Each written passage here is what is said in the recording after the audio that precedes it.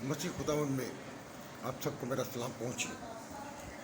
میں جڑامالہ کے واقعے پر جتنا افسوس کا اظہار کروں وہ انتہائی کم ہے، قابل مذمت ہے اور قابل افسوس ہے۔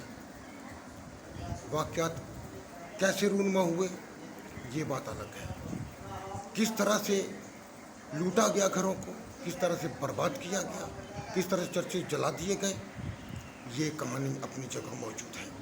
اس پر جتنی مذمت کی جائے وہ کم ہے۔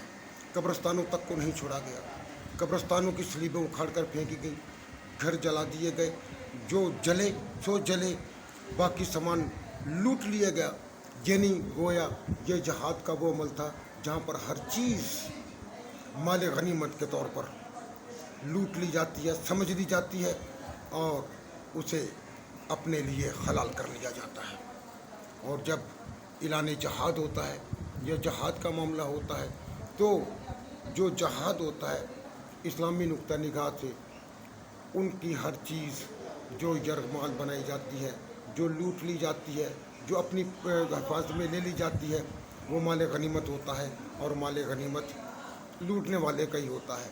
اور ہم بطور مال غنیمت آپ سے مخاطب ہیں کہ ہم مال غنیمت ہیں جن کو جب جی چاہے لوٹ لیا جائے، وہ شانتی نگر کا واقعہ ہو، وہ گوجرا کا واقعہ ہو، وہ لاہور جوزف ٹاؤن کا واقعہ ہو، وہ جڑامالہ کا واقعہ ہو یا کسی اور بھی جگہ کا۔ بہت سارے واقعات گنوائے جا سکتے ہیں، اسلام آباد، پشاور، لاہور، بہت سارے واقعات، گجرانوالہ، اس طرح کے واقعات ہوتے رہے ہیں۔ اور مردان میں جو چرچ جلا دیا گیا تھا، یہ ساری باتیں، یہ ساری چیزیں ہمارے سامنے ہیں۔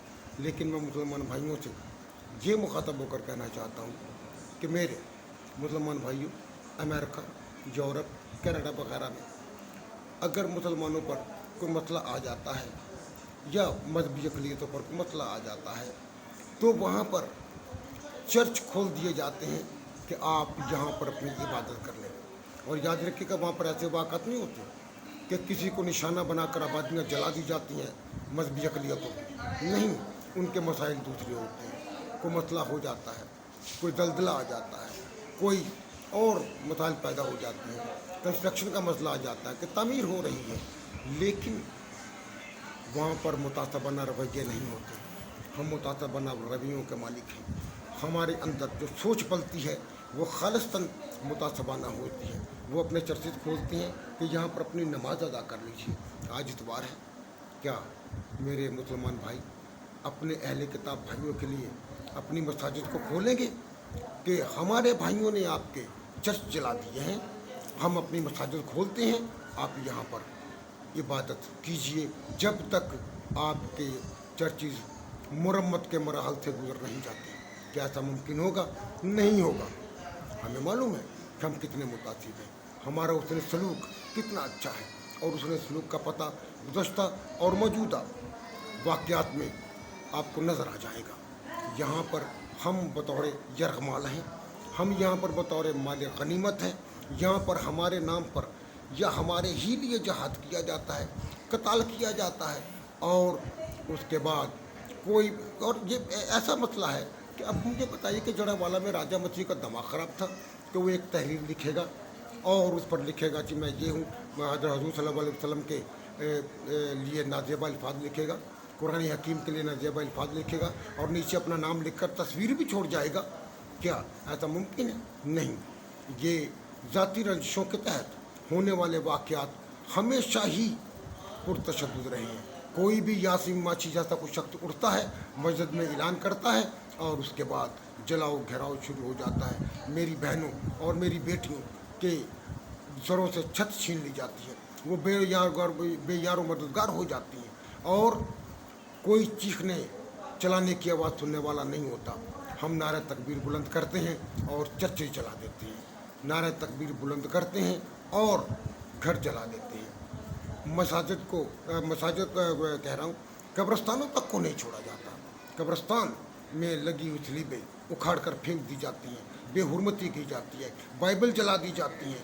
میں یہ پوچھنا چاہتا ہوں، کیا اسلام میں توریت، زبور، انجیل کو مانے بغیر آپ کا ایمان مکمل ہوتا ہے؟ نہیں ہوتا۔